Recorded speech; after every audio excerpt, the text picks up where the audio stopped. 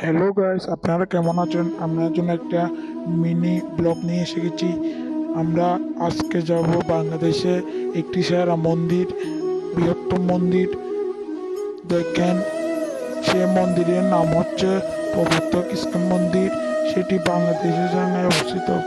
আমরা সামনে যাচ্ছি, দেখুন। আমরা যাচ্ছি, এটা হচ্ছে ওটার পথ।